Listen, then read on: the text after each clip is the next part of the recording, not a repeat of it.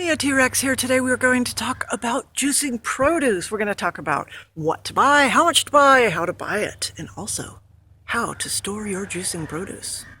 Stay tuned.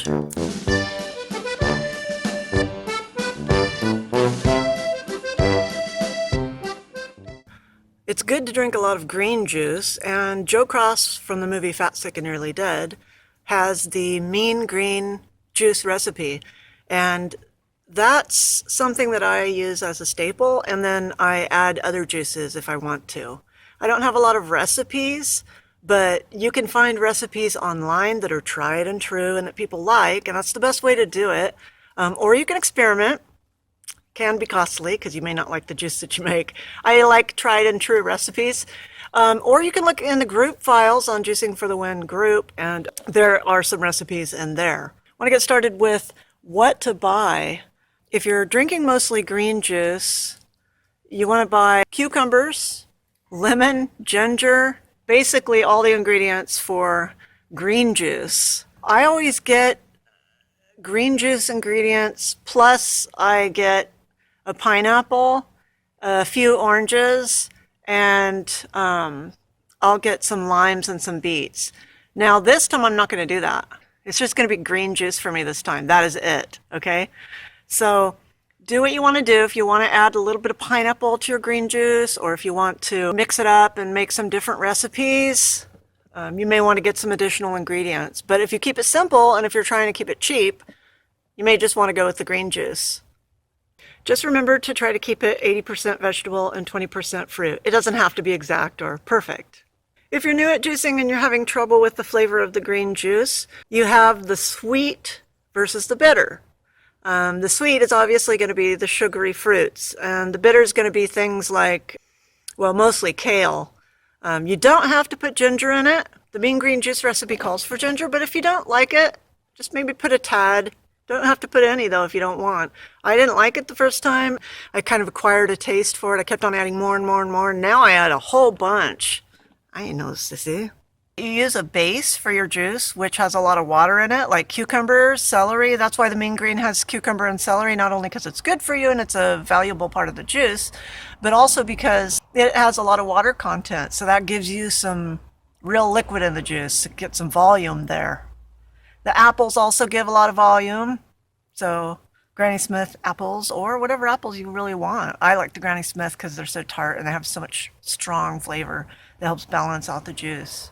But most people use cucumber as a juice base because they're just loaded with water. Now, I would really like to let you know how much it's going to cost you to juice per week, per month, whatever. I can't do that because we all live in different areas and we all go to different stores.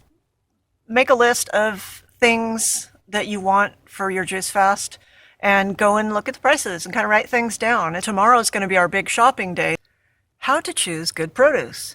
All right, so on either end of the cucumber, the tips should be firm and not wrinkly and soft. If the tips are soft, I guarantee you in a couple days, your cucumbers are going to be spoiled.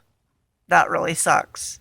I don't buy organic all the time. There's only a few things I buy organic. For more information on that, look up Dirty Dozen 2016 on the internet, and you will find the 12 most toxic vegetables that you really should be buying organic. There are some things that do differ with organic produce.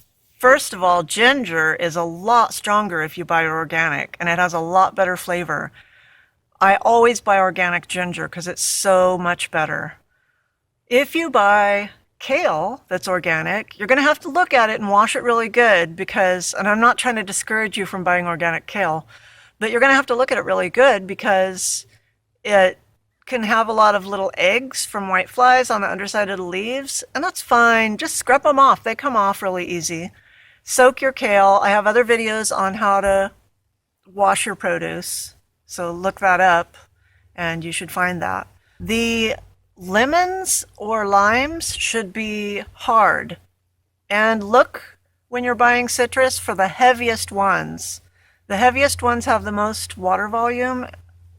The heaviest ones have the most liquid volume, and that's great.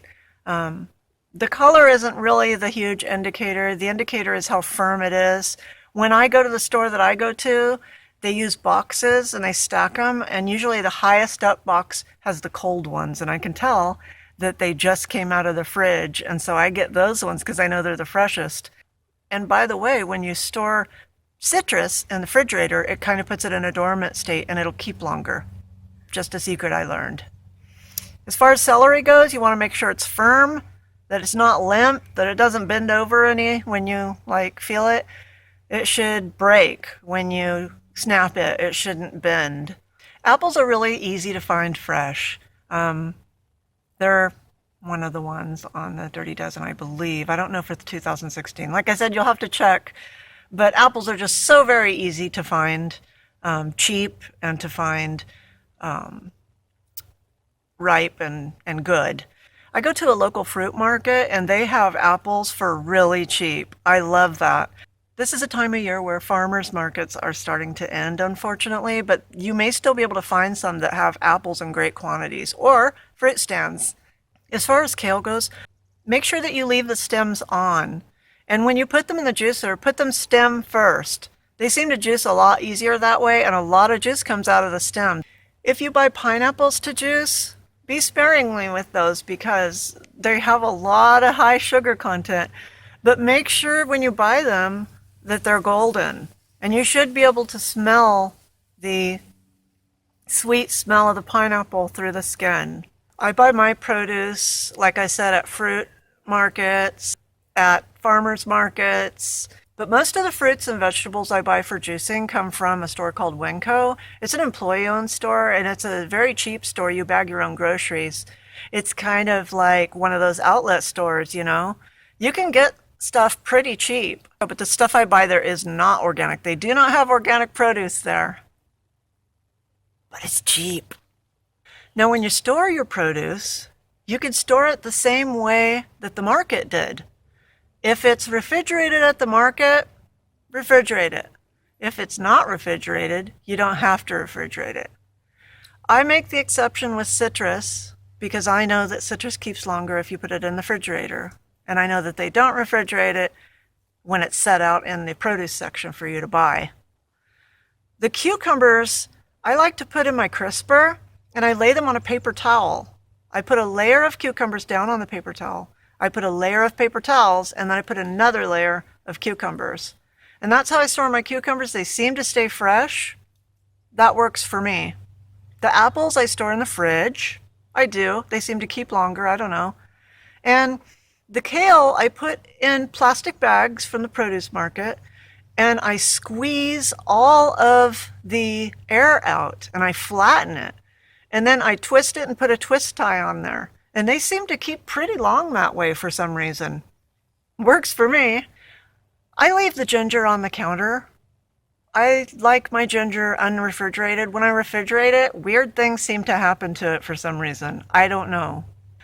I take my celery and I put it top in to the plastic bag and I make sure that it's sealed if I can. If it sticks out the top and I can't seal it, that's fine.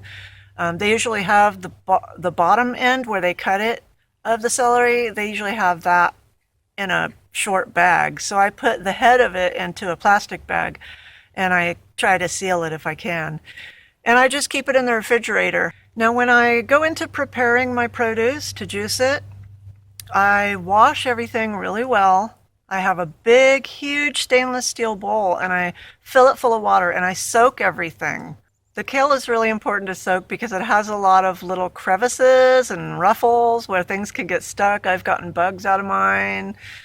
Once I got a fly in the video that I have. Again, refer to the video for that kind of stuff. I do have a video on cleaning produce. So I read an article once where they did a study. They did like an experiment of what was the difference of washing your produce in plain water and using a store-bought solution and using vinegar and water. They didn't find much of a difference, actually. They said plain water was good enough. So I actually just use plain water and I never have a problem.